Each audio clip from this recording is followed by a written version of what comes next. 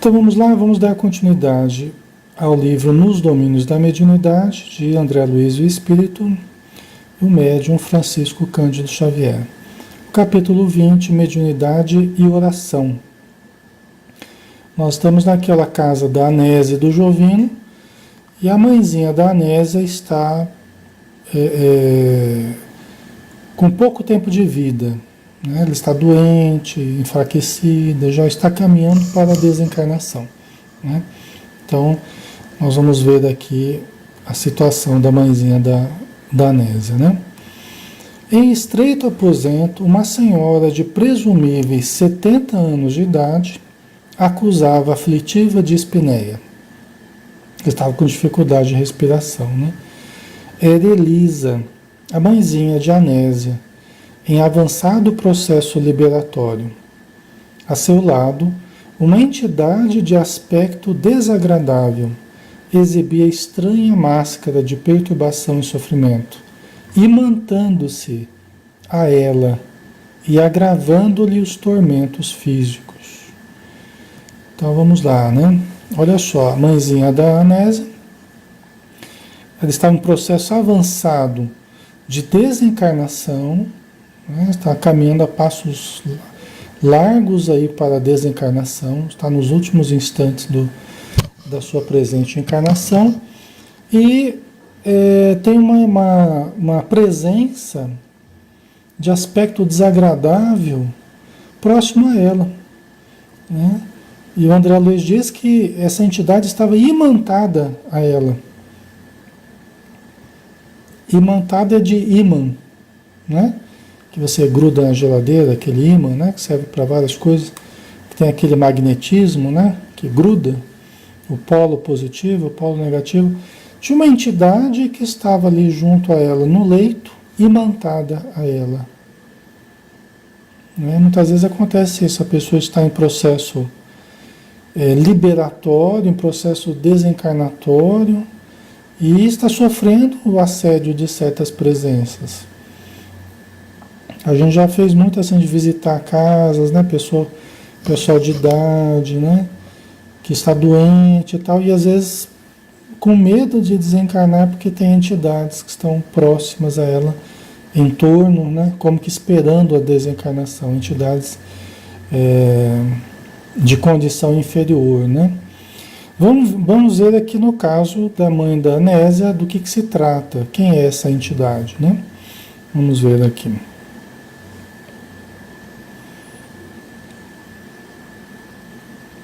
Essa entidade, ó, no finalzinho aqui, ó, imantando-se a ela e agravando-lhe os tormentos físicos. Não apenas essa entidade se imantava a ela, mas também agravava os tormentos dela. Quer dizer, ela já estava quase desencarnando. Ninguém desencarna à toa, né? A gente desencarna em processos patológicos, em processos doentios, né? Doenças terminais, enfraquecimento do corpo, de algum órgão, né? Sempre tem uma causa de desencarnação, uma causa física, né? Só que essa entidade estava aumentando o desconforto dela, aumentando já os tormentos que ela estava vivendo, né?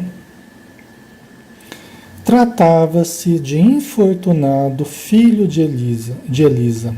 Elisa é a mãe da Anésia, quer dizer, era o filho dela.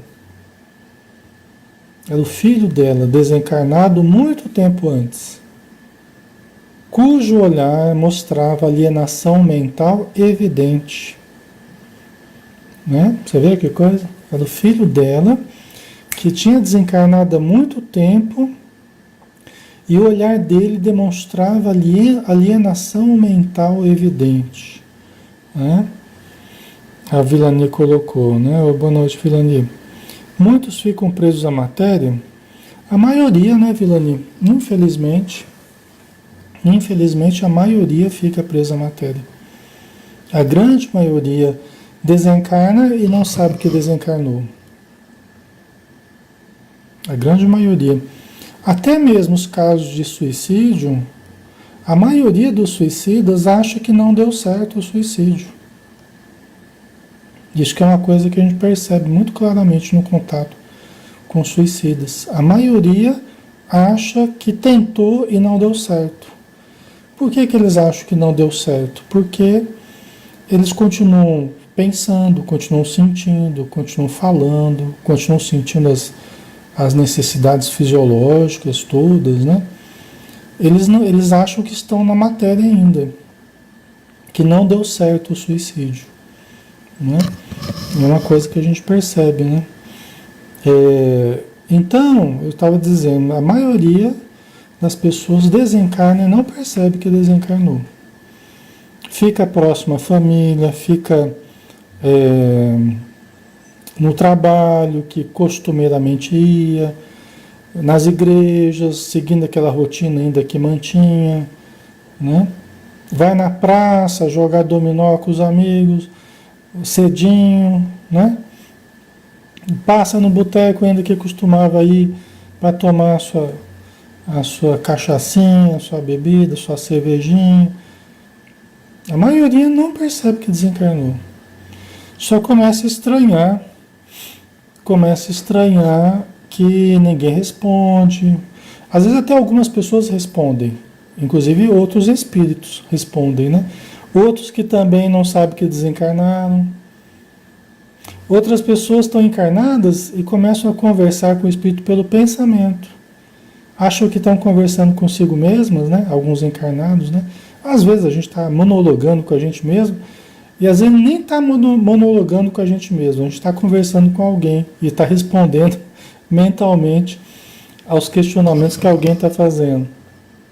E a gente acha que é com a gente mesmo, né? Então, tem várias situações aí, né? Mas a maioria não percebe que desencarnou, né? A Deusida colocou quando é assassinado. É a mesma coisa, Deusida, é a mesma coisa.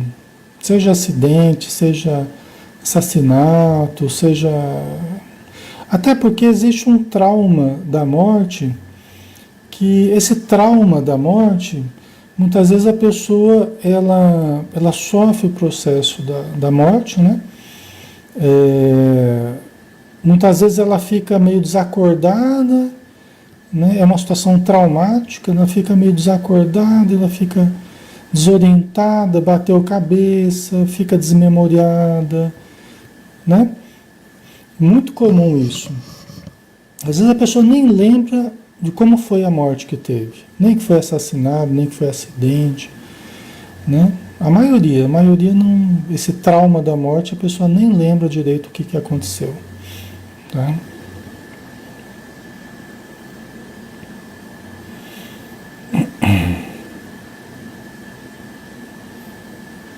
A Elô Guimarães colocou: qual é a sua opinião sobre a cremação? O Emmanuel diz para a gente esperar 72 horas, né? É diferente, né, do enterro, né, do corpo, que se espera bem menos tempo, né? O Emmanuel sugere que se espere 72 horas para a cremação. Porque a pessoa morre, mas para desencarnar, que significa desligar-se da carne, vai mais tempo, né? Porque nós vamos reabsorvendo certas energias no perispírito, nós vamos reabsorvendo certas energias do perispírito. E o corpo também vai reabsorvendo algumas energias que pertencem ao corpo. É como separar, né, uma coisa da outra. O que era do espírito vai para o espírito, o que era do corpo. Só que esse processo leva, né, dependendo do caso, um tempo maior, um tempo menor, né? Então, para que se conclua totalmente para uma atitude radical como a de queimar o corpo, né? O Emmanuel recomenda que se faça isso após 72 horas, né? Ok.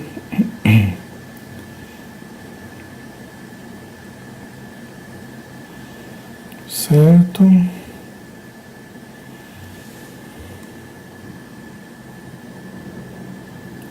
Ok. Vamos lá, mais um pouquinho. Então, o filho da Elisa, que estava junto dela, tinha morrido muito tempo antes, você vê, muito tempo estava em desequilíbrio, né? O olhar mostrava alienação mental, né? Tendo tido a infelicidade de chafurdar no vício da embriaguez, foi ele assassinado numa noite de extravagâncias. Tá? Olha só a situação dele, né? Então ele tinha o vício da embriaguez, né? Bebia bebida alcoólica e foi assassinado numa noite de extravagâncias. Alexandre, mas peraí, mas se ele foi assassinado, não era para ele estar melhor, se ele foi vítima de uma situação, ele foi, né, que sofreu o atentado de alguém, né, foi assassinado e tal, não era para ele estar melhor na condição de vítima? Seria, né, se ele tivesse vivido uma vida de equilíbrio. Seria de esperar uma condição melhor dele se ele tivesse vivido uma vida equilibrada. Só que o vício da embriaguez foi arrastando ele para faixas vibratórias mais inferiores, né? Fazendo mal para o corpo, para o perispírito, né? Para a situação dele espiritual, vinculando ele a entidades de baixa condição, a tendência a desencarnar em situação complicada, né? Então, ele sofreu o assassinato aí numa noite de extravagâncias, né? Quer dizer, ele estava numa situação complicada, né? Por isso que Jesus falou, né? Para a gente ser vigilante, né? Porque a gente nunca sabe quando vem o Senhor, a gente nunca sabe quando vem a morte. Jesus fala, não sabe quando vem o ladrão, né? Então ele usa esse simbolismo, né? Porque nós podemos ser surpreendidos, né? E que a gente seja surpreendido pela morte, mas fazendo coisas boas. Podemos ser surpreendidos pela morte, mas que estejamos fazendo coisas boas, estejamos numa condição boa, né? Porque se a gente é surpreendido pela morte numa situação de extravagâncias, numa situação de desequilíbrio, de viciação, né, nós podemos ter grandes dificuldades, né? Nós estamos cercados por uma nuvem de testemunhas, como diz o Paulo de Tarso, né? Então precisamos tomar cuidado, né? A genitora, contudo, recordava-se do rapaz como a um herói e, por evocá-lo incessantemente, retinha o infeliz ao pé do próprio leito. Olha que coisa. É aquela coisa de mãe, né? Aquele carinho de mãe, aquela lembrança da mãe, que ela lembrava do filho como um herói. Né? Às vezes as pessoas, até movidas pelo sentimento de amor, pelo sentimento de carinho, não enxergam, nem interpretam com a real consciência a situação do outro, às vezes. Às vezes a pessoa movida por um carinho, movida pelo... ela acaba sendo, né, complacente com certas situações e não enxerga a real condição daquele seu parente, né, daquela pessoa próxima, às vezes até um amigo, né? Então ela enxergava ele como um herói. E na Terra ele já estava mergulhado na embriaguez, já estava, né, numa vida já mais complicada, né? Vocês entendem? Né? Às vezes a gente se ilude a respeito de algumas situações, né? A gente não dá importância, a gente releva, isso é coisa de jovem, né? Isso é coisa da juventude, o jovem tem que aproveitar mesmo, né? Eu, quando estava na minha época, também aproveitava aquelas conversas, né? E às vezes a pessoa está caminhando uma situação perigosa, né? De drogadição, de alcoolismo, né? O álcool também é uma droga, né? Uma droga depressora e a mais vendida no planeta, a mais utilizada no planeta, né? Não deixa de ser uma droga, né? Então a gente faz vista grossa para certas situações. Só que aí nós somos chamados ao país da verdade. Nós somos chamados ao país da verdade. Qual que é o país da verdade? É o plano espiritual, né? Somos chamados ao encontro com a verdade, onde frequentemente desmoronam os nossos castelos de ilusão, né? Nesse país da verdade, né? E isso é importante para a gente melhorar, né? Então ela acabava fazendo o quê? Ela vendo ele como um herói, ela se recordava, né? Aquele carinho de mãe e tal. Ela evocava a presença do filho junto dela. Ela trazia o filho para perto dela, né? Ela trazia o filho para o próprio leito dela, né? E ele sem condição de ajudar, precisando ele de ajuda, né? E ela atraindo ele, né? Certo? Anésia acariciava a mãe enferma com palavras de amor, mas Dona Elisa parecia aloucada, distante. Tá vendo? A própria Dona Elisa, embora os carinhos da Anésia, filha, né, dedicada, cuidando da mãe e tal, mas a Dona Elisa, ela parecia louca. Ela estava refletindo, pelo jeito aqui, o estado do filho,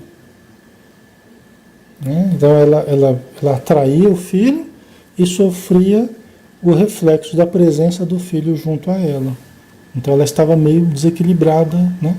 Parecia louca, né? Parecia aloucada, distante, né? Ok.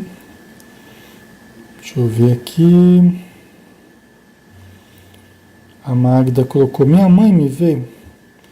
Os espíritos nos veem, Magda. Nós é que não vemos os espíritos, a não ser que nós tenhamos mediunidade, né? Muitas pessoas veem os espíritos, né? Mas não uma generalidade. Agora os espíritos nos veem. Os espíritos nos veem. Então sua mãe, no plano espiritual, pode te ver, sim, tá?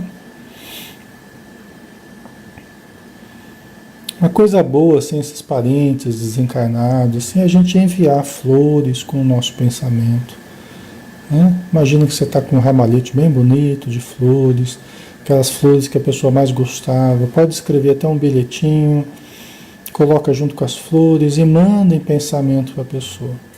A pessoa recebe. A pessoa recebe. Pensamento no plano espiritual é algo muito mais palpável do que aqui na matéria. Aqui apenas parece uma abstração, né? Uma coisa imponderável e tal. Mas no plano espiritual é muito mais palpável. Porque os espíritos dizem que nós produzimos matéria mental. Nós damos forma aos nossos pensamentos. E isso é real para os espíritos. Entendeu? Então, quem tiver parente aí, que está com saudade, manda um buquê de flores, manda um presente, aquilo que, né, que a pessoa gostava, tal. Isso é bom.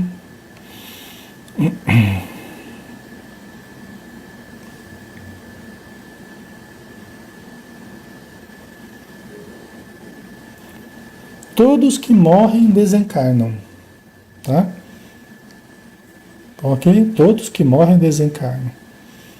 Não tenham dúvidas de que as pessoas desencarnam, que elas se desligam do corpo.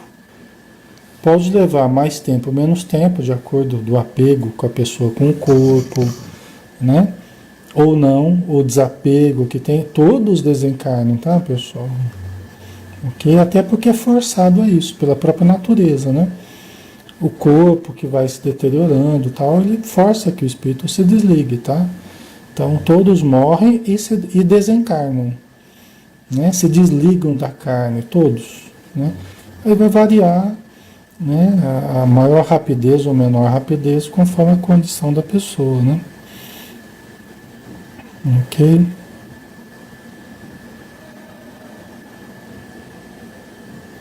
A Eliane colocou: e se você quiser que seu corpo seja doado para estudos? Pode? Pode, pode. Nesse caso, é uma atitude, inclusive, de desprendimento, né?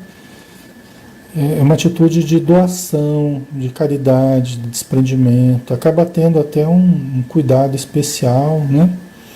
Por parte da espiritualidade. Você está demonstrando, inclusive, um desapego diferenciado, né? Isso é bom. Tá? Isso ajuda a gente, né? Ok. Certo. A Carmen Moreira colocou: quando sonhamos, realmente encontramos nossos entes queridos que já se foram? Sim, Carmen, o sonho, ele pode ser um sonho de conteúdos nossos, né? Que é uma reorganização dos nossos conteúdos psíquicos, pode ser, tem um tipo de sonho que é assim. Tem sonhos relativos a questões do passado, né? De lembranças do inconsciente também, tá? E tem sonhos que são fruto da vivência do espírito fora do corpo, que é esse sonho que você está falando. Aí, nesse caso, de fato, nós podemos encontrar com os parentes. E o fazemos frequentemente. Mesmo que nós não nos lembremos disso. É muito comum nós entrarmos em contato com os parentes, mas nós não nos lembrarmos disso. Tá? Geralmente a gente se lembra mais daquilo que é novidade, mais daquilo que é algo que chama muito a atenção, aquilo impressiona mais o nosso espírito e vai impressionar mais o nosso cérebro, para a gente lembrar quando a gente acorda. Tá? Mas coisas que vão ficando rotineiras, a tendência é nós não nos lembrarmos. Coisas muito rotineiras. A não ser que a pessoa tenha muita facilidade de lembrar dos sonhos.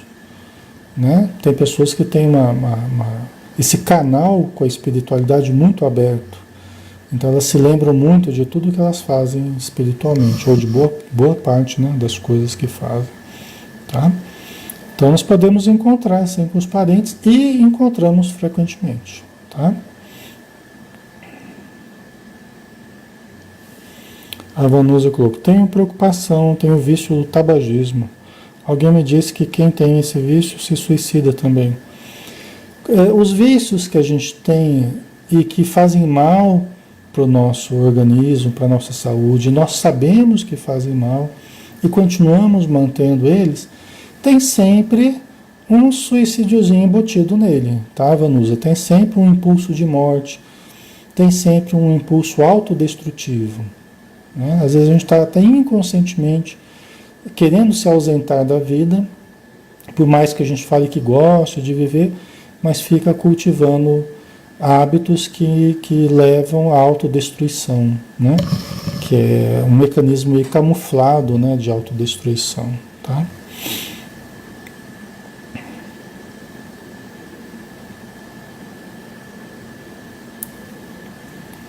Ok.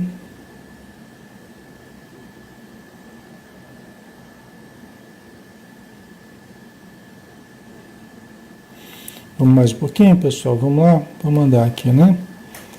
Então vamos entender aqui a situação da Elisa e do filho dela, né? Como a Nésia começou a chorar, a caçula da casa, Márcia, enlaçou a genitora convidando-a à oração. A dona da casa sentou-se rente à enferma e, acompanhada pela atenção da filha, pronunciou o sentido da prece. Né? Eles iam fazer um evangelho, eles iam fazer uma prece, né? Junto à mãezinha, então está bem nesse momento aí da oração. Veja a importância da oração, né? Que está ali o filho dela, necessitado, mesmo que fosse alguém desconhecido da família, mesmo que fosse alguém ali que está só precisando de ajuda. Olha a importância da oração, a importância do evangelho, né, da prece, para socorro dos encarnados e dos espíritos também, né? Então, eles fizeram uma prece aqui, vamos ver. Com a oração, funda modificação se lhe imprimiu no mundo interior. desaparecendo os dardos da tristeza que lhe dilaceravam a alma ante os raios de branda luz que se exteriorizavam do seu coração. Né? Você vê a importância da prece aqui, ó. Né? Quer dizer, mudou o interior, mudou, desfez a tristeza, né? Que estavam encobrindo ali aquelas pessoas, a Nésia, a filha dela, né? Então você vê que a importância da gente se ligar ao alto, principalmente nesses momentos de aflição, nós temos que buscar os recursos superiores, divinos, né? Porque aí nós nos reabastecemos de força, nos fortalecemos, né? Tiramos aquelas nuvens pesadas do desespero, da tristeza, da aflição e dá espaço para a fé, para a confiança, né? Incondicional, a confiança incondicional na vontade de Deus, né?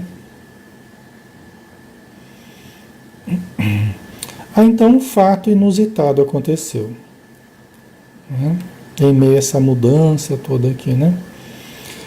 Desde aquele momento, qual se houvera acendido uma lâmpada em plena obscuridade, vários desencarnados sofredores penetraram o quarto, à maneira de doentes, solicitando medicação. Né? Olha que interessante, né? Desde aquele momento, qual se houvera acendido uma lâmpada em plena obscuridade, vários desencarnados sofredores penetraram o quarto, à maneira de doentes solicitando medicação. Vixe Maria, Alexandre, então é verdade que negócio de você fazer prece e atrair espírito, né? Tem o seu fundo de verdade, só que não do modo como a gente pensa. É que a gente pensa de um modo mais egoístico. Então eu quero fazer uma prece só para mim me beneficiar, né? Então tem uma pontinha de orgulho, de egoísmo aí, né? O que acontece é o seguinte, quem acende a própria luz já é o primeiro a se iluminar. Quem acende a própria luz já é o primeiro a se iluminar. Já é o primeiro a beneficiar-se da luz que está acendendo dentro de si. Então nós vimos que o ambiente mudou. Nós vimos que o interior da Anésia estava diferente, que o ambiente melhorou, né? Ok? Então a prece, sim, traz extraordinários benefícios para quem ora e para todo o ambiente da oração.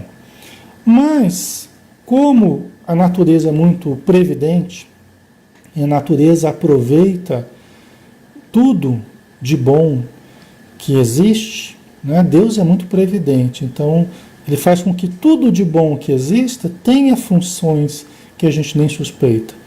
Então quando a gente faz uma prece, a gente acende a nós mesmos, acende o nosso coração, acende a nossa mente, acende o nosso campo vibratório, pessoas que estão na obscuridade se aproximam em busca de luz. A luz que nós estamos gerando, que nós estamos buscando em Deus, né, na espiritualidade, nós estamos irradiando. É uma coisa muito bonita. Vocês entendem? É uma coisa muito bonita. Né? E a nossa evolução, conforme a gente vai acendendo a nossa luz, não é só para a gente, nunca será só para a gente. Né? Será para nós e para todos aqueles que estiverem próximos. Vocês percebem? Que a nossa evolução, ela não vai acompanhando o nosso egoísmo, ela vai rompendo as amarras do egoísmo, ela vai desfazendo o nosso egoísmo. Ok? Nós vamos evoluindo, nós vamos acendendo a nossa luz, como Jesus falou, brilhai a vossa luz, mas para nós e para os outros, que passam a ver nos momentos de oração em família, nos nossos momentos pessoais de oração, oportunidades de socorro para esses que vagueiam nas sombras de si mesmos. Certo? Ok?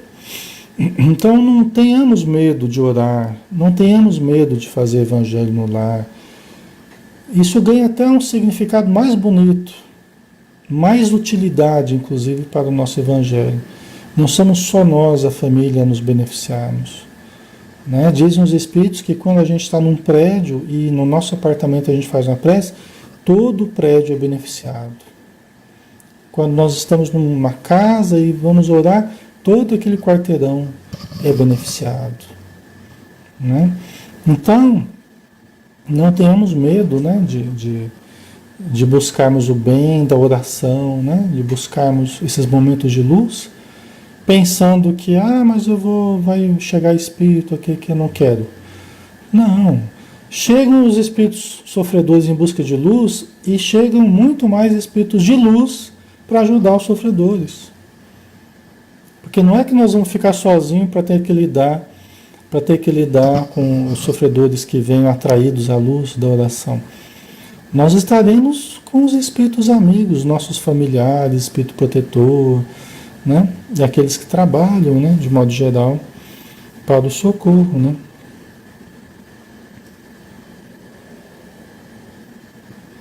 Ok?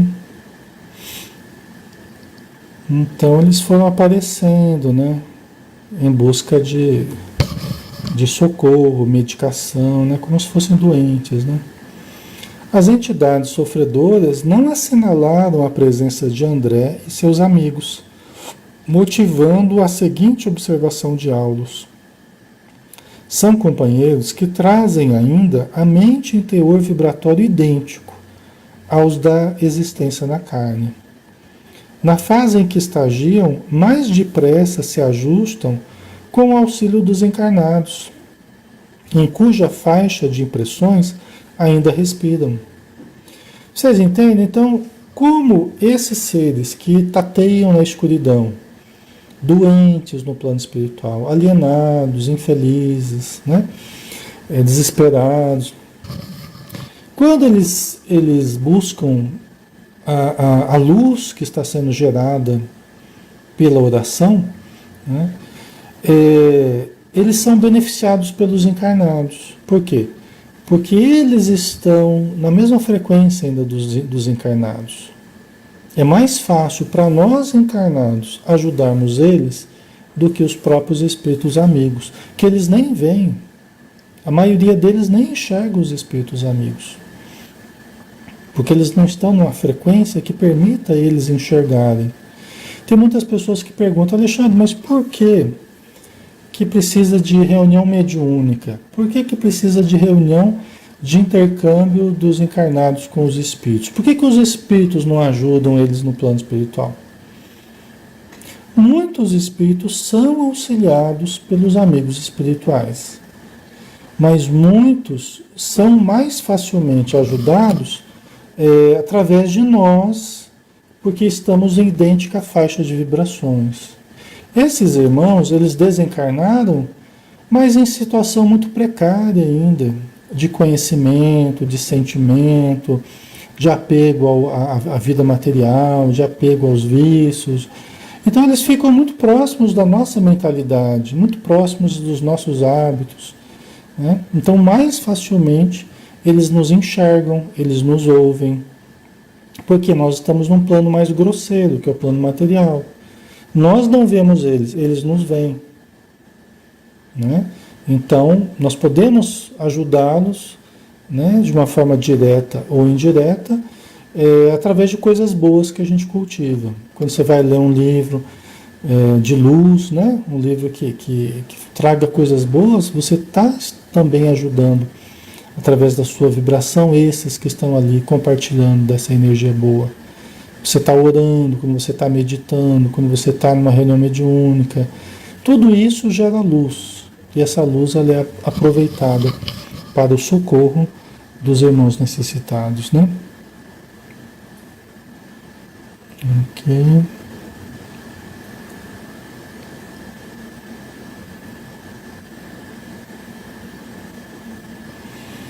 De Mafra colocou: me falaram que eu não posso pedir para minha mãe desencarnada aparecer em sonho para mim.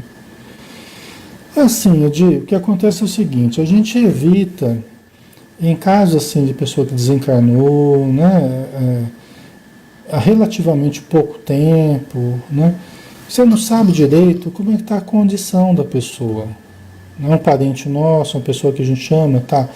Mas nós não sabemos exatamente como é que está a situação da pessoa. Quando a gente pede para encontrar com a pessoa, né, fazendo valer a nossa vontade e não a vontade de Deus, não a vontade dos bons espíritos, né?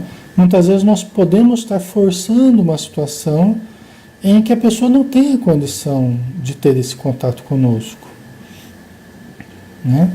Então, o ideal para a gente é assim, é pedir em benefício da pessoa. Eu não sei onde é que ela está, não sei como ela está, mas eu peço, Senhor, que o Senhor a envolva onde ela estiver.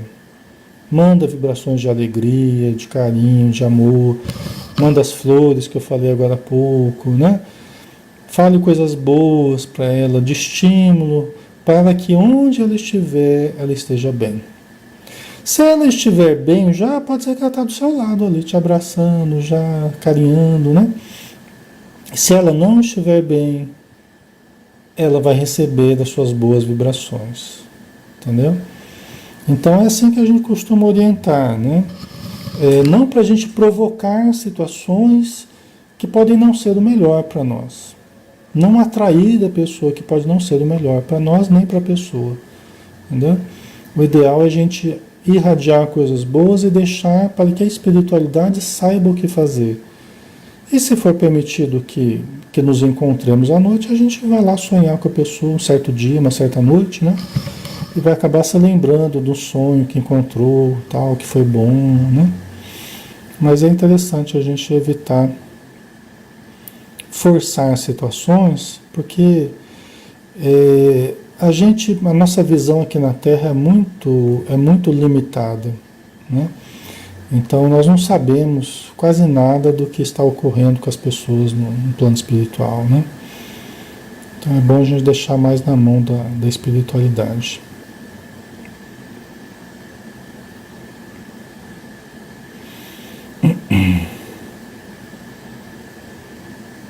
Ok. Então vamos lá, né? Vamos andar mais um pouquinho aqui com a nossa história, né? Então, aqui falando daqueles, né, que vieram buscando ajuda, né? Que eles estão indo com a mente muito na frequência dos encarnados, né? E por isso que eles são mais auxiliados na presença dos próprios encarnados, né? Quantos se encontram em semelhante estado, dentro do raio de ação das preces de nossa amiga, recebem o toque de espiritualidade que emana do serviço dessa natureza, né? Quer dizer, aqueles que tiverem condição de se beneficiar, né, das preces da nossa irmã que fez a prece ali, né, junto com as demais, né, a Dona Elisa que ali estava e tal. Então, todos aqueles que estejam, né, naquele raio de ação das preces da nossa irmã que fez a prece, eles recebem o benefício, né, que emana dessa natureza. Tá? Então, não é que assim os espíritos revoltados vão aparecer porque ela está fazendo a prece. Não, não é assim. Tá? Aqueles que se afinam, aqueles que podem se beneficiar com aquele recurso de oração, eles vão enxergar daquela luz. Eles vão, que luz é essa, né? E vão atrás daquela luz, né? E vão receber os benefícios da oração, né? Imaginemos nós, né? Então, a gente tem que sempre pensar assim, imaginemos nós, se fôssemos nós a estarmos tateando na sombra da vida após a morte, desorientados, desmemoriados, né, confusos, sem entender nada do que está acontecendo, parece que eu estou no meio de um pesadelo que não acaba nunca, né? E de repente aparece uma luz lá de alguém que está orando, né? Que nos aponte um caminho, que nos fale mansamente, né, do reino dos céus, que traga Jesus, que traga né, ensinamentos espíritas, será que a gente gostaria disso? Não pareceria para nós como se nós estivéssemos num deserto, sol escaldante de 40 e poucos graus, e de repente nós encontrássemos um oásis, né? Nós encontrássemos uma água fresca, não seria a mesma coisa, né? Nós não gostaríamos de encontrar esse benefício, esse recurso? Então, por que não estendermos aos outros aquilo que nós gostaríamos de receber, né? Se nós estivéssemos nessa condição. E podemos vir a estar. É bom a gente não pensar em termos negativos, né?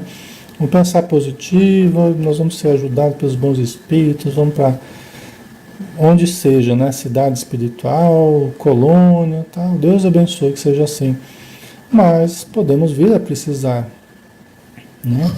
Então, podemos vir a precisar algum dia quando nós desencarnarmos, né? Nós não podemos dizer que, não, comigo não vai acontecer isso. Mas, quem sabe, né? Será que nós vamos desencarnar nas condições que a gente deseja, né? Não sabemos, né? Tomara que sim, né?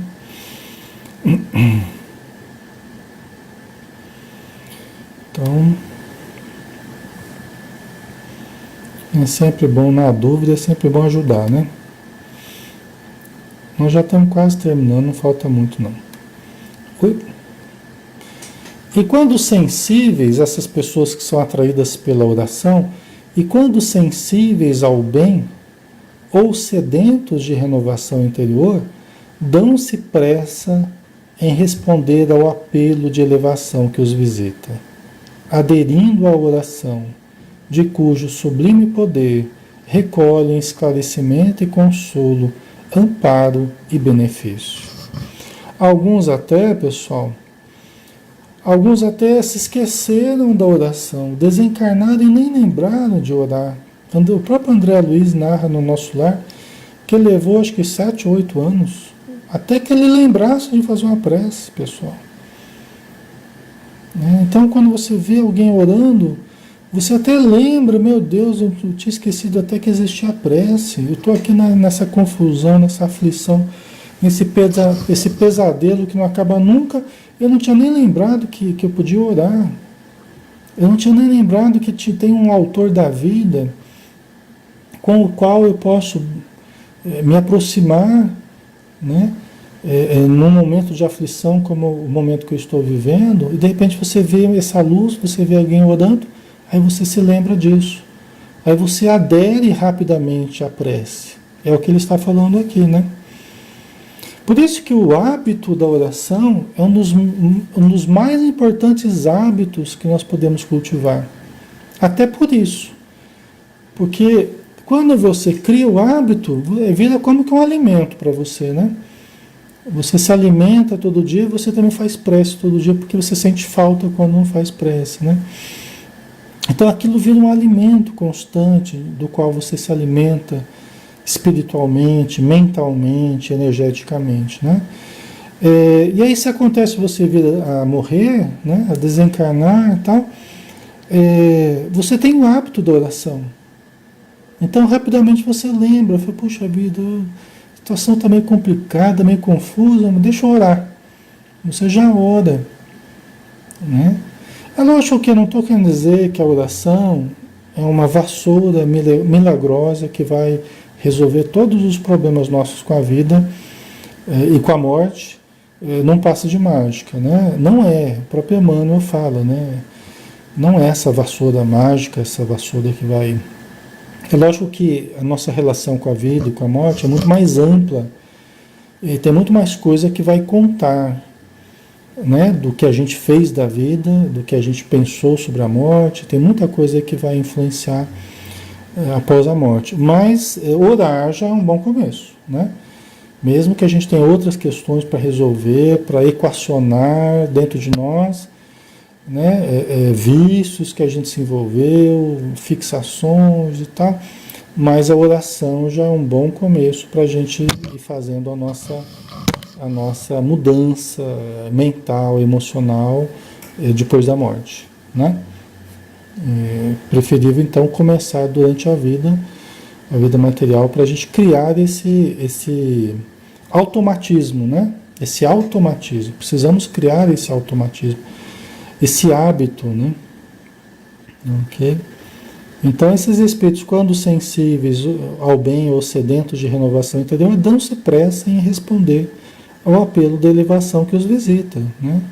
Que as pessoas que estão orando, ele adere à oração e recolhe o consolo, o esclarecimento, o amparo, o benefício, né?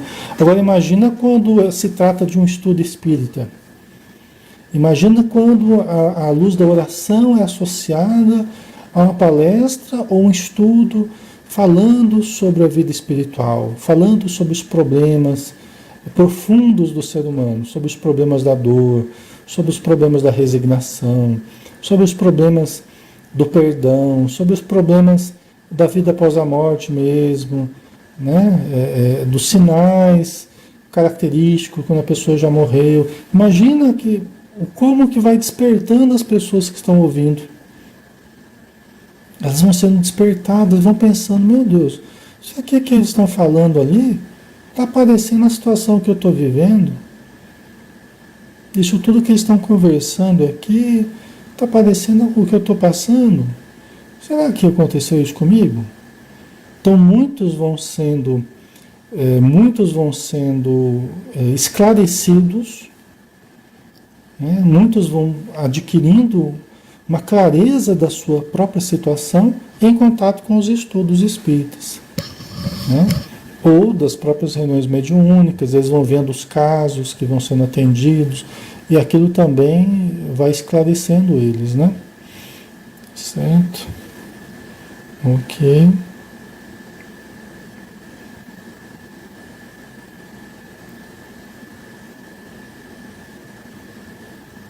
A Heloísa Cunha colocou, né? Tem algum motivo de quase não sonhar? Quase não sonhar. Heloísa, desapareceu aqui para mim. A hora que eu fui ler. A hora que eu fui ler o seu comentário aqui, sumiu para mim aqui. Tem algum motivo para quase não sonhar com o quê?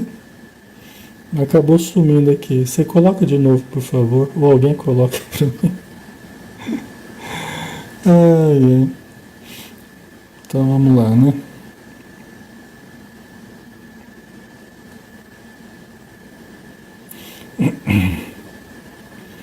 Pessoal, eu não tenho, eu sei que vocês às vezes perderam parentes e tal, eu não tenho a condição aqui durante o estudo de falar do parente de vocês, entendeu? Eu não tenho essa condição, eu não tenho essa mediunidade, né? Eu não tenho essa visão, eu não tenho essa audição no sentido de, olha, eu estou percebendo o seu parente aqui, está perto de você, está aqui perto de mim, está dizendo assim, assim, assado, tá? Eu sei porque muitas pessoas se aproximam do estudo e a gente percebe, né, a ansiedade de vocês, tal, já que a gente está falando de espiritualidade, né? Mas eu não tenho essa condição. Então vocês me desculpem, me perdoem, mas eu não tenho como falar dos parentes de vocês, a não ser de forma genérica, né? Hipóteses assim, né? Teóricas, vamos dizer assim, tá? Mas não de falar do caso a caso de vocês. Então, me perdoem, é uma incapacidade, uma impossibilidade minha, tá? Não tem nada a ver com vocês, nem com parentes de vocês. É uma questão minha que eu não tenho essa condição, tá? Outros médiuns têm de receber mensagens e, né, estão vendo com aquela clareza o parente e tal. Eu não tenho essa condição, tá? Minha mediunidade é intuitiva e é de outra forma que ela se manifesta, tá? Só para vocês não ficarem muito aflitos aí, porque eu não posso entrar no caso a caso, tá?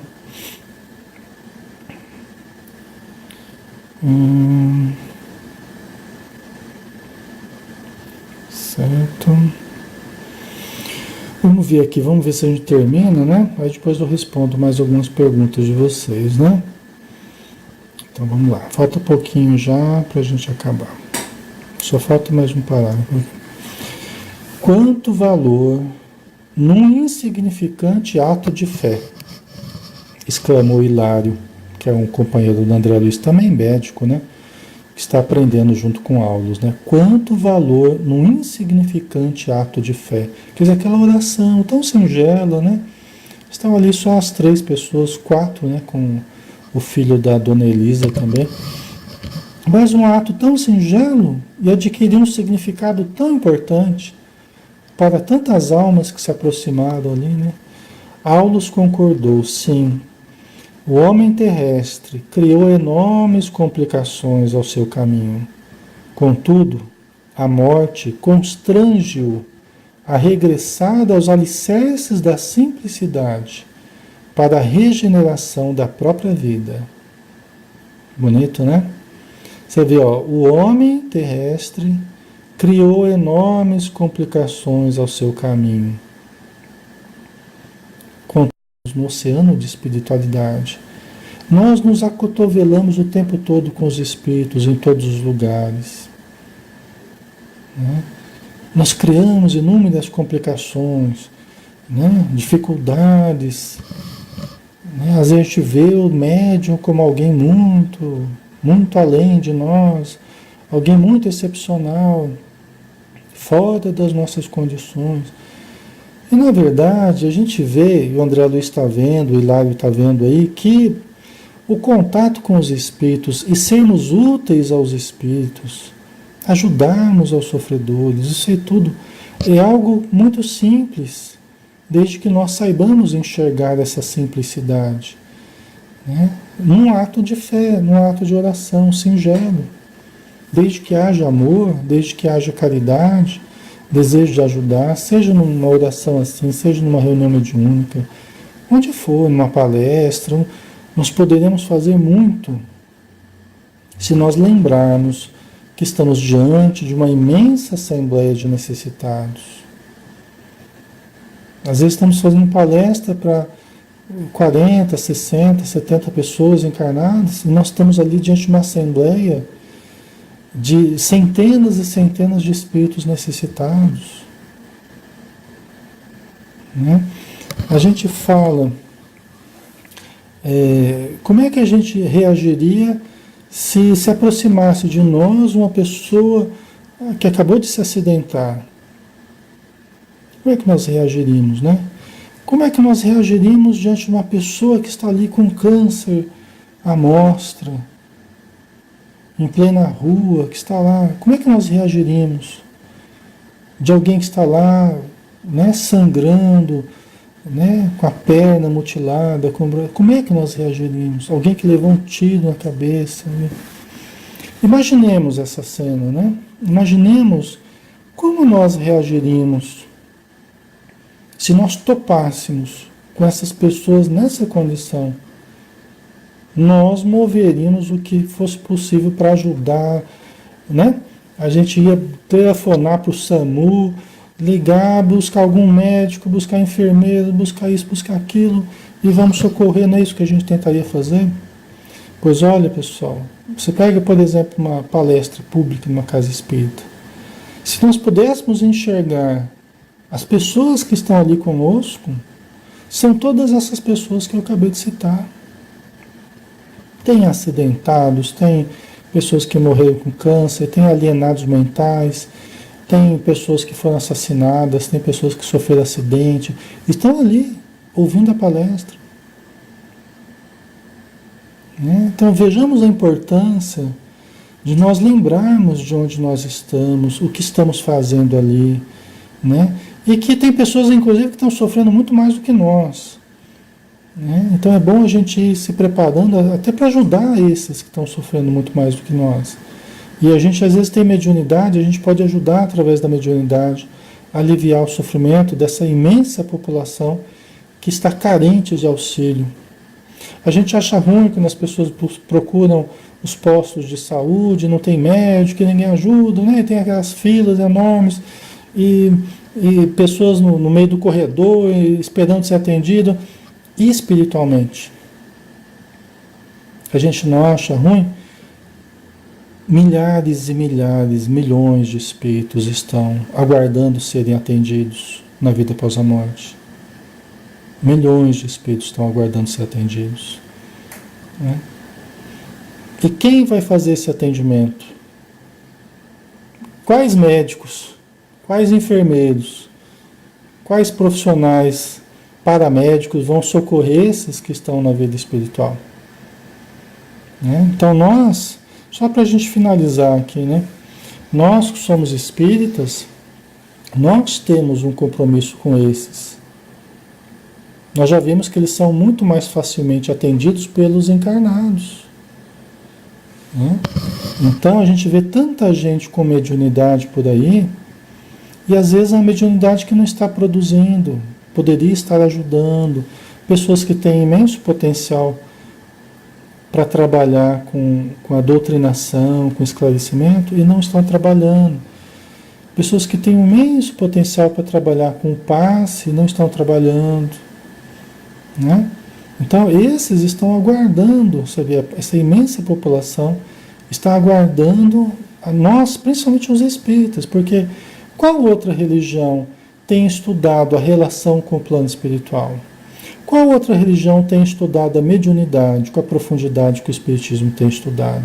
Qual outra religião, com todo respeito às demais religiões, mas qual outra religião devassou o invisível e identificou os seres humanos desencarnados, doentes, aflitos, desesperados na vida espiritual? Né? Então nós espíritas temos esse compromisso, né, de ajudar os nossos irmãos, às vezes parentes inclusive, amigos, né, que estão nessa mesma condição no plano espiritual. Né?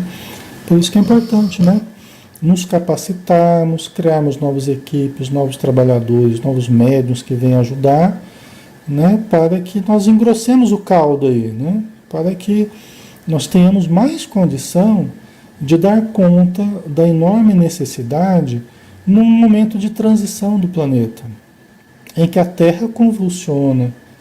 Né? Em todos os quadrantes do planeta a gente vê as mudanças, a gente vê transformações. Né? E nós espíritas nós temos uma responsabilidade grande nesse sentido. Somos herdeiros de Allan Kardec. A doutrina dos espíritos, porque ela nasceu da mediunidade, ela nasceu do contato com os espíritos. Allan Kardec foi muito corajoso, audaz, né? Em pesquisar, em transformar a sua pesquisa em algo prático, né? Através da prática ele foi extraindo a teoria, mas foi através da sua coragem de devassar do invisível os necessitados do plano espiritual, os espíritos amigos, né? Tudo isso ele nos trouxe, tá? Pessoal, vamos dar uma paradinha, né? Nós terminamos aqui o estudo de hoje, aí semana que vem a gente continua, né? Pra gente ter mais informações aí, tá bom? Edmar falou, como saber se temos o dom? Todos nós podemos ajudar, Edi. Não é exatamente saber se temos o dom. Todos nós temos o dom de ajudar, entendeu? Então, para nós nos aproximarmos das casas espíritas, para nós nos transformarmos em trabalhadores, seja no campo que for, inclusive no campo mediúnico, né? Os estudos, depois, né, entrarmos na mediúnica e tal. Tudo isso só precisa de amar, vontade de amar. Né? E aí a mediunidade que você possua, você vai descobrindo no meio do caminho, né? No meio do seu trabalho, você vai identificando os recursos que você possui. Tá? Mas a questão é que tem trabalho para todo mundo, viu? A notícia boa é essa, não falta trabalho, né? Por isso que é bom a gente estar num planeta de transição, como é o nosso no momento, não falta trabalho, tá? Tem trabalho para todo mundo, é só a gente querer ajudar, tá bom?